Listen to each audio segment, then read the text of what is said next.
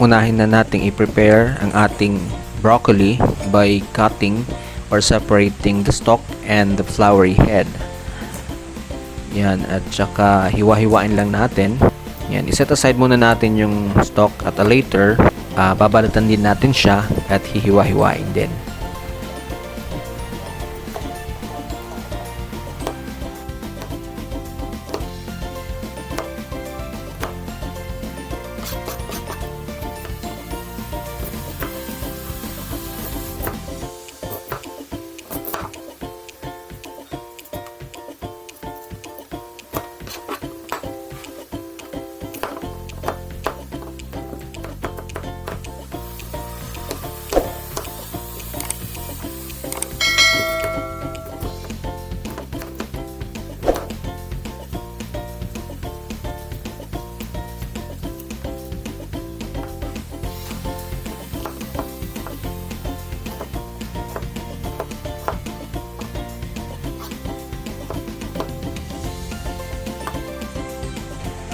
Ngayon naman, i-prepare naman natin yung ating beef brisket.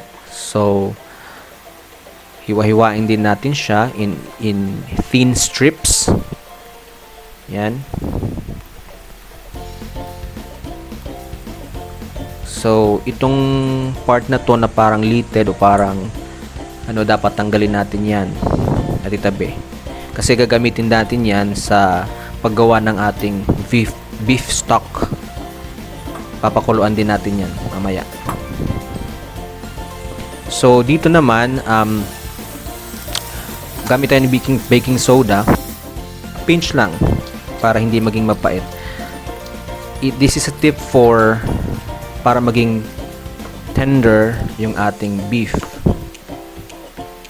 Yan, lamasin lang natin. Ito na po ang kompleto nating sets of ingredients. At yung lista po nito is ilalagay ko na lang po sa description below.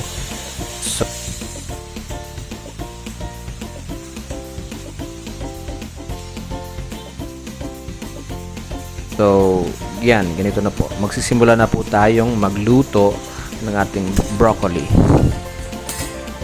Yan. Ito is oil natin, kung ano yung choice of oil niyo. Pwede ito, sa akin canola oil lang yan.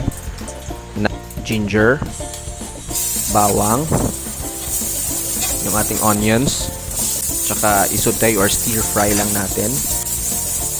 And then yung bell pepper. And then yung ating beef. Yan. Haluin-haluin natin, and then stir fry din natin if you can.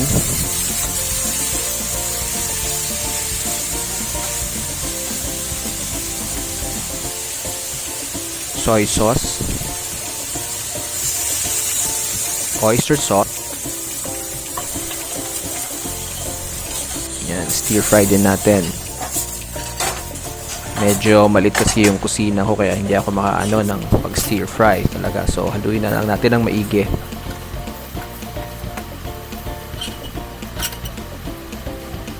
Lagyan na natin ng beef stock, yung 1 cup na beef stock.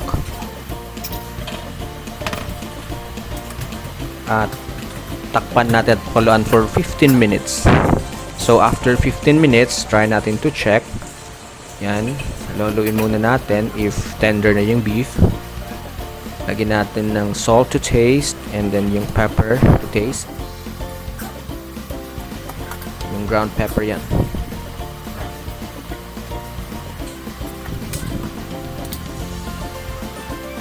Yan, lagyan din natin ng maigi. Brown sugar. Yung optional lang yan. Kung gusto nyo hindi lagyan, pwede rin. Pero sa akin nilagyan ko ng beef, ng sugar.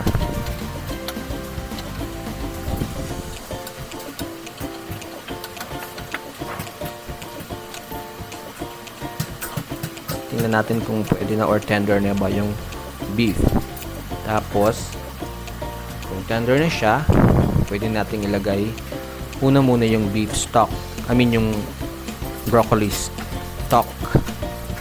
Yung stem na part.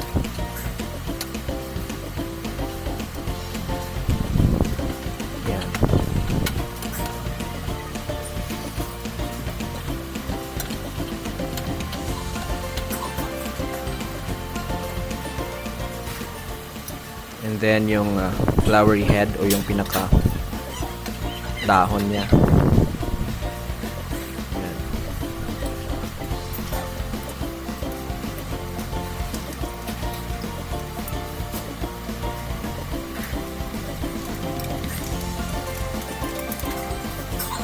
Yan. Ilagay natin yung cornstarch na hinalo sa 1/4 cup na tubig para yun sa pagtikyan ng ating sauce, para lumapot na yung sauce.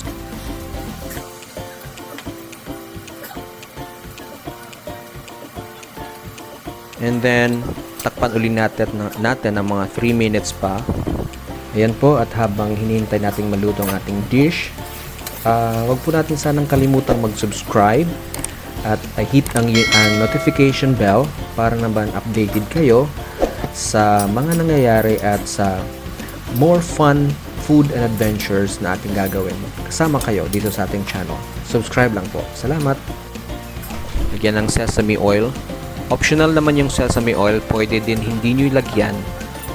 Sa akin kasi mas parang ma-aroma pag merong sesame oil. Yan. So, luto na ang ating beef broccoli. Yun, amoy na amoy ko yung aroma. So, start natin i-plate siya.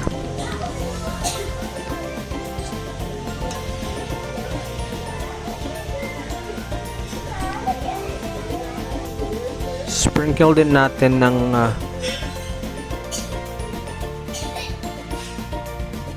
sprinkle din natin ng spring onions para mas maganda naman din ang presentation. But of course, it adds aroma and flavor.